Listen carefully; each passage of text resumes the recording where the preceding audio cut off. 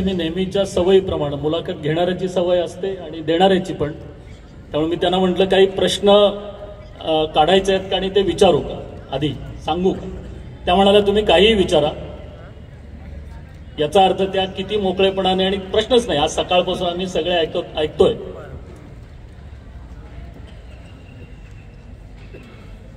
ज्याचे तपशील कदाचित प्रकाश वाटामध्ये वाचायला मिळतील,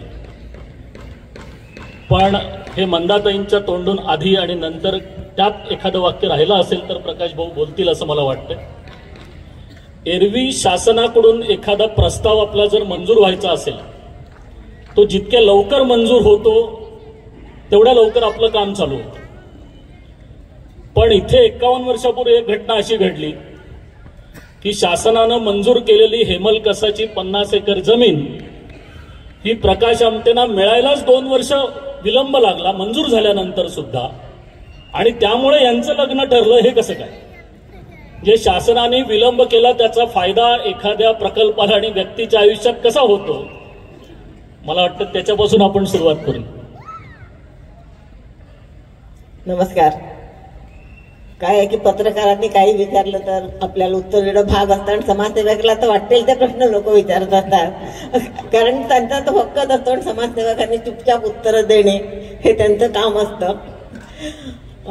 आपण विचारलंच आहे तर मी सांगते की प्रकाश आमटे आणि मी दोघे एकाच कॉलेजचे विद्यार्थी, गव्हर्नमेंट मेडिकल कॉलेज नागपूर या ठिकाणी आमच्या दोघांचंही शिक्षण झालं. पण 5-5.5 वर्ष आम्ही त्या कॉलेजात एकत्र शिकत होतो. पण मग मी त्याला माहित नव्हते आणि तो मला माहित नव्हता. काही कारणच नव्हतं, कारण मी सिनियर होते. मी 1 वर्ष त्याच्यापेक्षा वरच्या वर्गात होते आणि माझी ऍडमिशन आधी झालेली होती. आणि 1 वर्ष सिनियर असल्यामुळे ज्युनियर लोकांकडे काही बघण्याचा प्रश्न येत नव्हता. आणि त्या काळामध्ये इतकं होतं की मुलं आणि मुली फारसे एकमेकांशी बोलतही नव्हते. आणि विदर्भात तर इतकं कॉन्झर्वेटिव्ह वातावरण होतं की मुलगा मुलगी एकत्र बोलताना दिसले काहीतरी लफडं चालू आहे असंच बोलण्यात यायचं. त्यामुळे आमचा एकमेकांशी संबंध याचा काही प्रश्नच नव्हता. तरी देखील काही मित्र माझे होते, नाही असं नाही.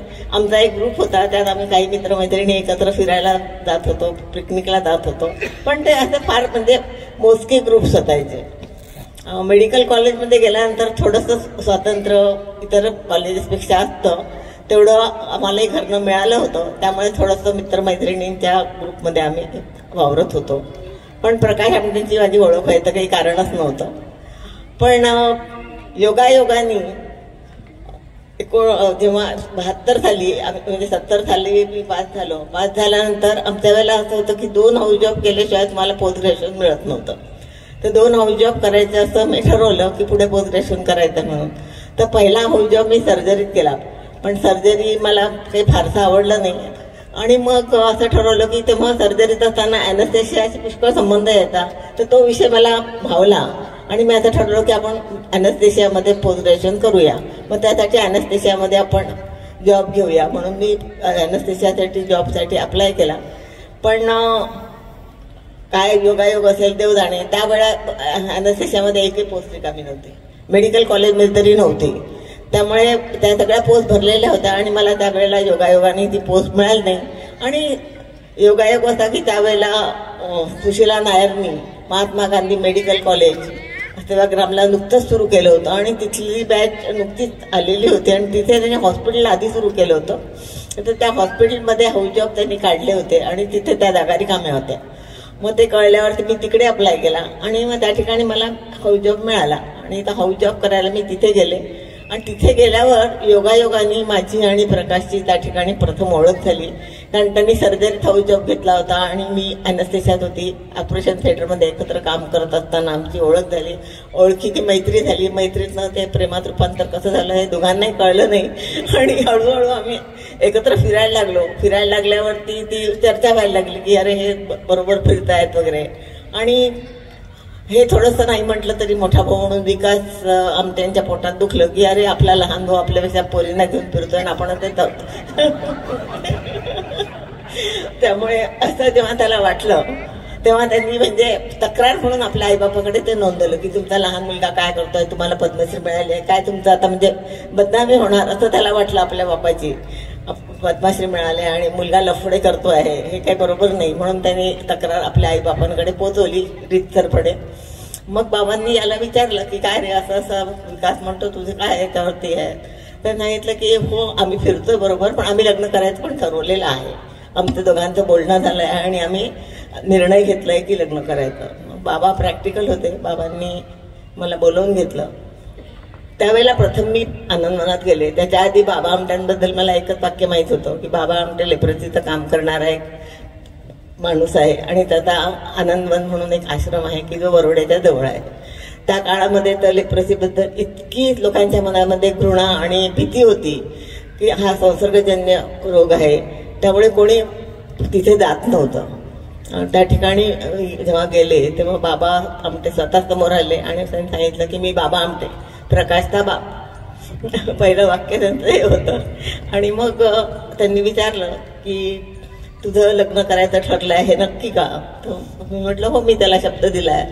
मग त्यांनी मला सांगितलं की आज तू आनंदवन बघते, इथे सगळ्या सुविधा आहे, इथे वीज आहे, इथे म्हणजे टेलिफोन आहे, इथे ज्या काही त्या काळातल्या आधुनिक सुविधा होत्या त्या सगळ्यांची तिथे सोय होती. आणि पण प्रकाश जिथे काम करणार आहे त्या ठिकाणी हे जंगल आणि इथे या सोयी नसणार, हे तुला माहित आहे का? तर मी म्हटलं हो, त्यांनी मला सांगितलं कुठेतरी जंगलात काम करायचं म्हणून. बाबा म्हणाले मग तुझी तयारी आहे का तरी देखील? तर मी म्हटलं हो आहे, काही मी त्याला शब्द दिलाय, त्या अर्थी माझी तयारी आहे. मग त्यांनी विचारलं की तू आपल्या आईबाबांना सांगितलंच का? तेव्हा म्हटलं अजून तर नाही सांगितलं. तर म्हणे मग तू सांगते का मी जाऊन सांगू? तर मी म्हटलं नाही, आधी मी सांगते मग तुम्ही या म्हणजे. तर मग ते म्हणाले ठीक आहे. मग त्यानंतर मी सगळं आनंद प्रथमच पाहिलं. तेव्हा आनंदातल्या काही लोकांची माझ्या ओळखी झाल्या.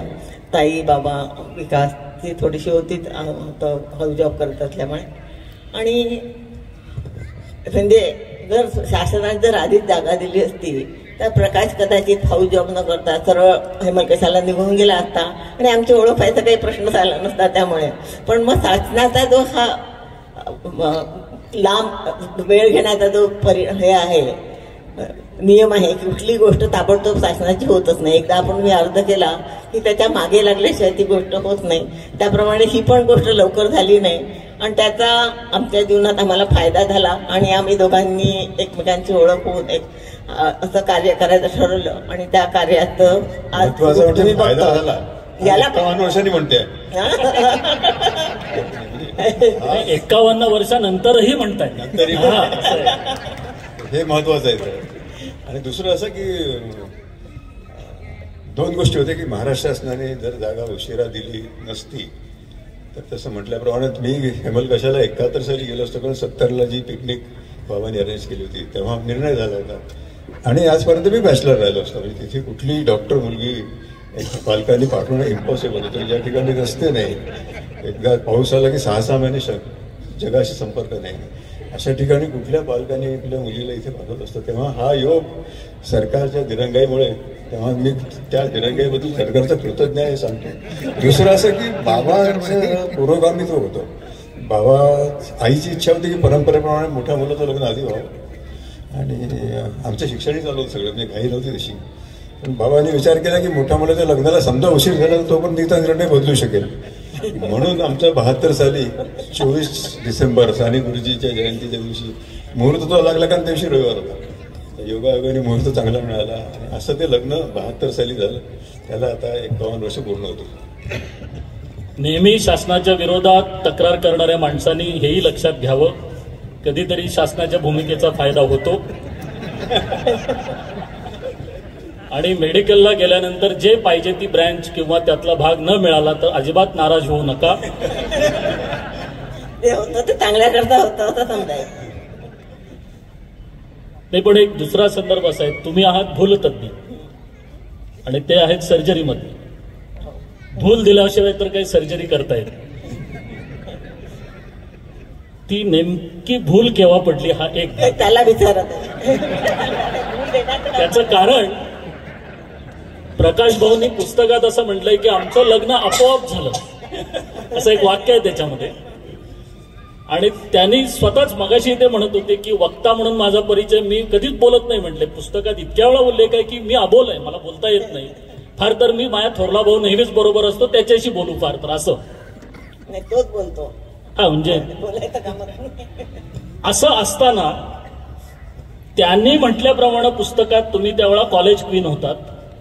त्यांनी म्हटलं असं ते- मी कबूल करणार नाही. हा पण ते काय की कॉलेज क्वीन आहे कसं ठरवायचं, हा त्याच्या मागे कोण किती मुलं लागली आहेत हा लग्न करण्यासाठी, आणि म्हणजे नकार का दिला, म्हणजे हा इकडे वनवास भोगायचा होता म्हणून नकार दिला का? तर हा एक योगायोग, मोठा योगायोग होता माझ्या जीवनामध्ये. यातनं सांगण्याचा मुद्दा आहे नव्या पिढीला की या सगळ्याची कल्पना असताना की जे ठिकाण आपण आधी बघितलेलं नाही आणि जे आनंदवन बघितल्यानंतर याच्यापेक्षा कुठेतरी भयानक जाऊन काम करायचंय असं माहीत झाल्यानंतर सुद्धा ज्यांनी आपला शब्द पाळला, वर्तमान काळात हे फार अवघड आहे. अदरवाईज पॅकेज कमी झालेली बातमी कळली तर कदाचित ते ब्रेकअप होऊ शकतं आधीच, नंतर नाही. हे सांगण्याचा हेतू हा त्यासाठी आहे.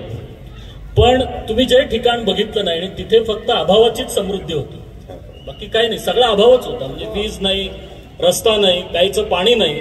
पहिल्यांदा प्यायचं पाणी यांनी त्या नाल्याला खड्डा काढला आणि त्यालाच विहीर म्हणून तिथलं प्यायचं पाणी वापरायला चालू केलं. तिथे गेल्यानंतर तुम्ही एका सुखवस्तू कुटुंबातल्या होता, दुसरीकडे तुमचं माहेर हे थोडं RSS ला मानणारं होतं.